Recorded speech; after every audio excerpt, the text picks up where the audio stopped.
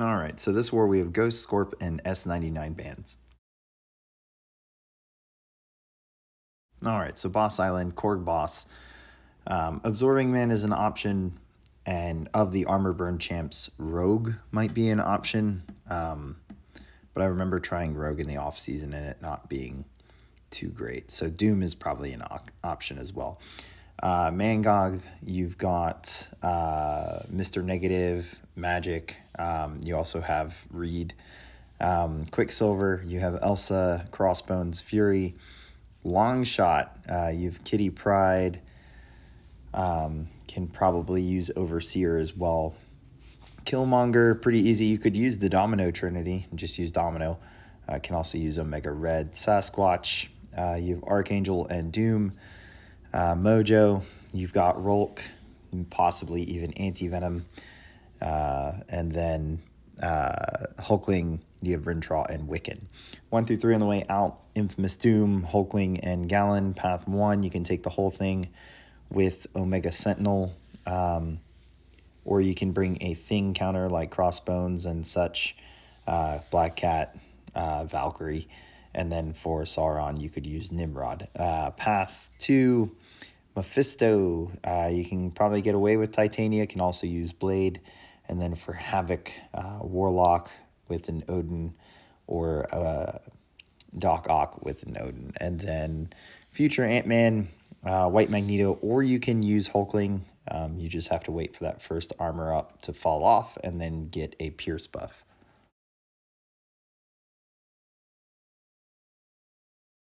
Four through 6 on the way out, Chavez, you've got Doom and Mr. Negative. Kingpin on the way in, you've got Absorbing Man, and you have Omega Sentinel. Path 4, Toad, I would probably use Nimrod or Warlock. And then for Null, you have Absorbing Man or Doom.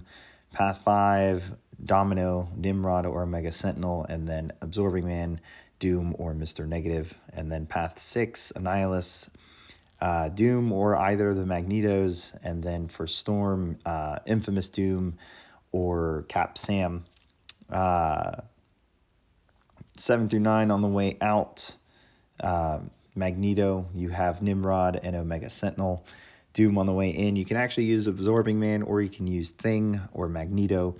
Path 7 can take the whole thing with Apocalypse. Can probably also get away with Omega Red as well. Path 8, Professor X, Nimrod or Omega Sentinel. And then Gore, you've got Rintraw or Wiccan. Slap on some Odin buffs to help out. Path 9, Wong, you have Cassie, you have Titania with the Absorbing Man synergy, you have Ant-Man. And then for Bishop, you can use Absorbing Man. You can also use Warlock, Infamous Doom, or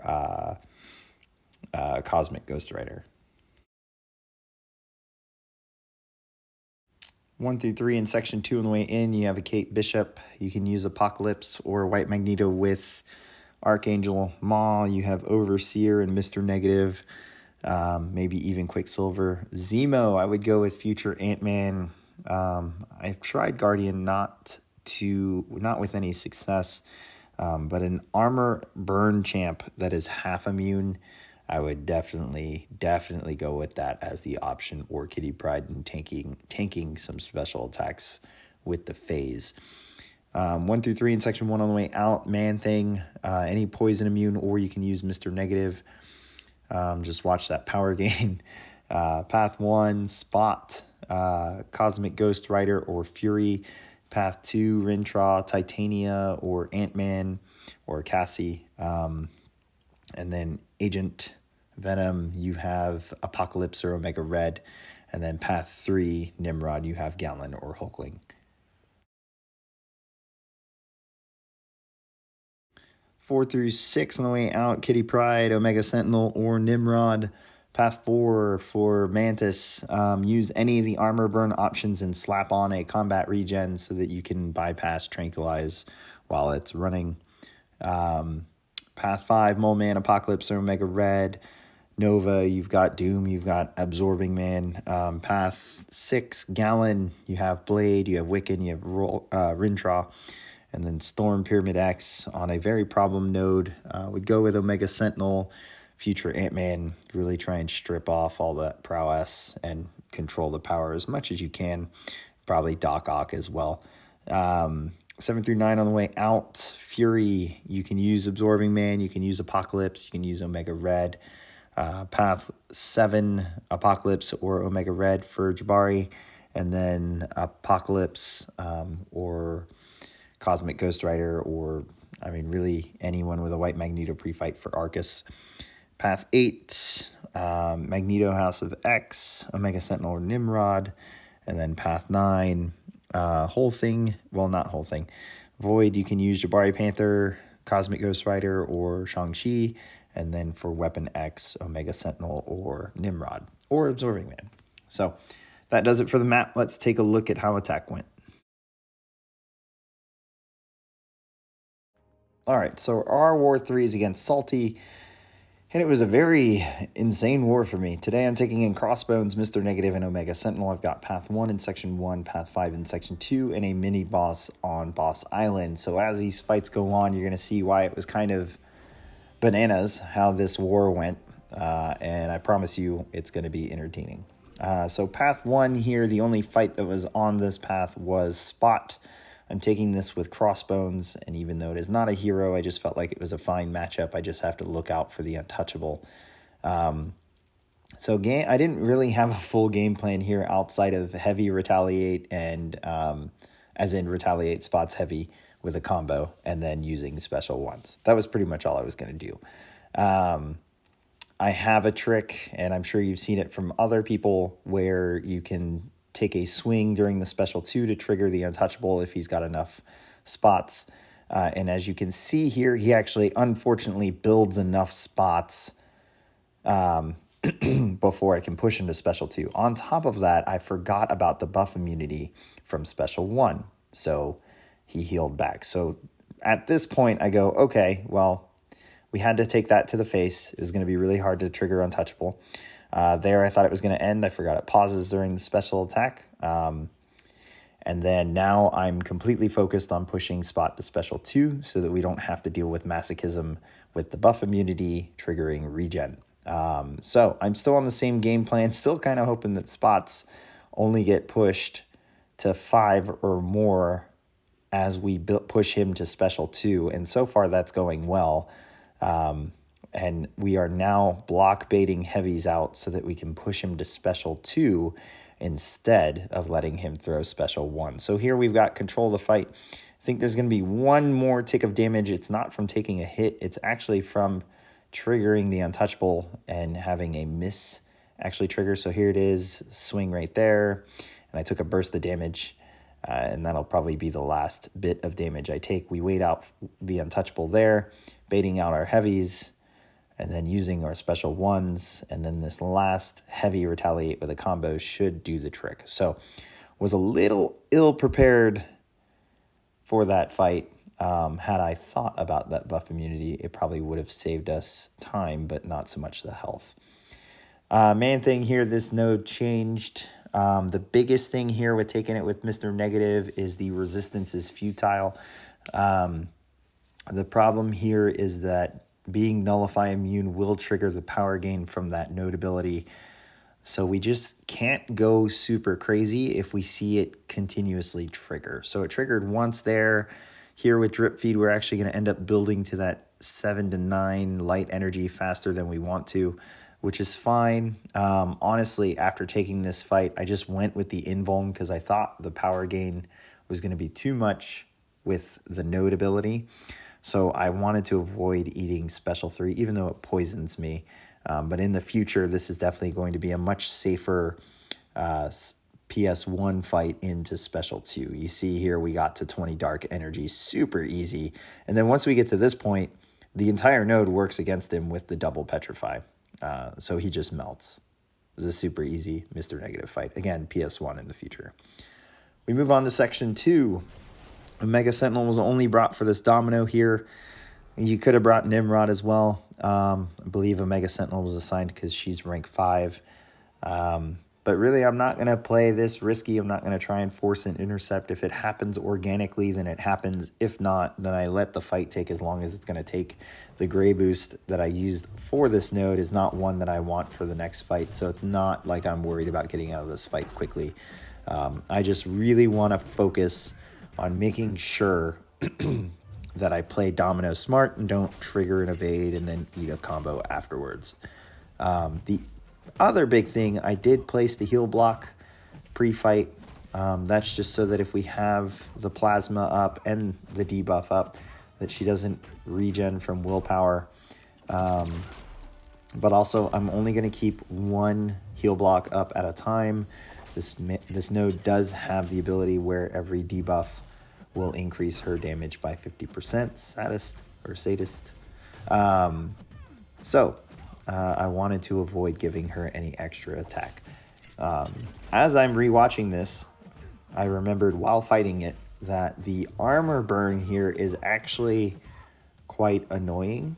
Because as you can see, it'll make her flirt with the threshold between bars of power.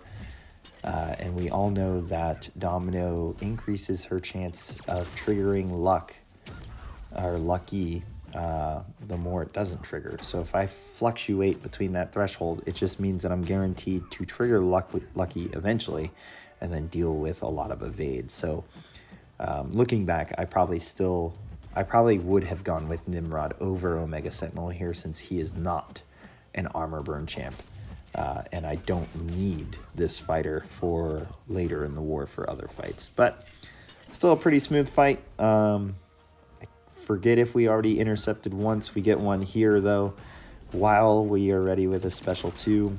So this will take off a good chunk of health while we're melting her with the plasma. Here I'm just going to decide to pause while I still got the Fury, but she goes down nice and easy. Okay, so outside of that spot fight, the next few fights are the interesting part of the war. So Absorbing Man here decided to go with Mr. Negative over Doom.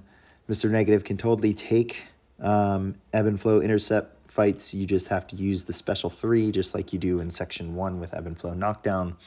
So the game plan here was to reparry a lot, never actually throw my heavy. It's going to be too much light energy building on the way to the first evade counter. And here, while I'm thinking about the reparries and not actually getting a parry, I'm like, all right, well, I should probably block an evade counter here. And I end up eating a special 1, and this refines his form. And then there's a crit through block, which puts that big burst on me. And now I'm thinking, oh, crap, we cannot block anything anymore while he's refined. So here I decide we evade counter that dash attack. We get rid of this special 3 so that we can cycle the next one, so we don't have to build any more light energy for that special 3, and this will at least push him to the possibly special 2, which it does, and we can at least get him out of that refined Uru form and then deactivate the magma. So here I'm in a pretty good spot. I'm pissed off here. I'm really annoyed at myself for how that first special 1 setup or special 3 setup went, and then I let that special 1 hit me. So now we are actually in the groove of the fight. We built our first set of dark energy. Now we're building our second set as we build the special 3, making sure to counter his forms when we need to. There we couldn't cancel or deactivate the Uru, but at least it's not refined. There, evade counter, a dash attack. We have a lot of dark energy for this special 3. And then as we come out of it, I'm going to hold block so he doesn't throw a special, so we don't deal with extra regen, and down he goes. So saved it, clutched it, we moved on. Absorbing Man was not the fight I was worried about on this path with Mr. Negative. It was Chavez, just because of the constant heavy, out of nowhere, whatever. So here, kind of the same concept. I'm not going to really use the heavy attack if I land a parry. I'm just going to build light energy with any well-timed blocks that I get. And then as we get shy of 10 light energy, we're going to evade counter regardless of where she is at. So here we set one up after this parry. Evade counter here. Now we're going to do some damage because we have the Fury. And now here the game plan is just to build the second set of light energy as we build the special 3. Luckily, she has not thrown any heavies after the first parry off Mighty Charge. However, as we try to bait out this special 1, she decides that it's time for a chain of heavies. So heavy here, and I decide to just build some distance, evade counter, forcing her to dash in instead of throwing that special 1 from far away. And with this dark energy, we throw the special 3. It ticks her down to 1%. And then she goes to heavy town. There I thought I was going to be out of range. Another heavy, and then I just decide tap. So she decided to be a pain right at the end with 1%, but Mr. Negative's last fight. And then here, Crossbones for Quicksilver. Should be a fantastic matchup. Quicksilver is a hero, so we get a lot of benefits from that hashtag using Crossbones. However, this Quicksilver decided to play like it was an AQ AI or a side quest AI or an EQ AI, where it just kind of stands back and blocks all day. So my game plan was not to rely on stun. We have a White Magneto pre-fight. I don't want to rely on it because honestly, it still triggers the evade. And you can see there after that special 1, he's just like, I'm going to chill back here. He throws special 1 when brute force comes up. I want a heavy. No heavy. Okay. Intercept there. Luckily, it didn't trigger evade. Got rid of the brute force. So far, we haven't taken a hit, but look at how much health we've lost. Trying to bait out this next special 1 and keep accidentally parrying because of his animations. He finally throws special 1. We block it. Now I'm trying to bait out a heavy, but he goes full medium, so we just retaliate that. So far, so good. Lots of furies here. Now I want this special 1 out. Finally throws it, and suddenly a medium's unblockable. Eats 2 of our invuln, which thankfully it was only 2. Had we lost all of it, the end of this fight would have gotten a lot more interesting. Waiting. Come on, waiting. Yay, through special 1, brute force is on. Waiting. Ah, there's the heavy. Come on, throw this special 1. Push to special 2. Maybe he'll want to throw this special 2. Throw it. No, throw. No, I'm not trying to block. Let's dex. Come on, throw it. More brute force. Let's get that off. Okay, heavy. Oh, no, come on. Great, we're cornered. Okay, well, I guess we'll just kind of push him to special 3 and hope for the best. I had a special 3 defense boost on. Let's see how this goes. So at this point, I didn't know I had another hit of the invuln. I just kind of went on the damage reduction, and then that didn't do anything, so I went, oh, good. And then we bait out a heavy, retaliate, and we finish the fight. So most annoying Quicksilver fight ever. Took 3 hits. All 3 hits were invulnerability, and we lost like 60-something health from brute force and blocked hits. Our battle group actually beat their battle group 4-3, but neither of us had a good war. And then we ended up losing this 6-11. So pretty bad war for us. That's 2 back-to-back wars with uncharacteristic deaths compared to the previous 2 seasons. And really, it's not the tactic. It's just rust and consistency, to be honest. Yeah, so first week we're 1-2. We should be in Plat 1 with that start. Plenty of season left, 9 more wars, so hopefully we can sneak back into Masters and finish with our goal of finishing in Masters. But hope you guys enjoyed the video. Hit subscribe, give it a like, and I will catch you guys at the next war.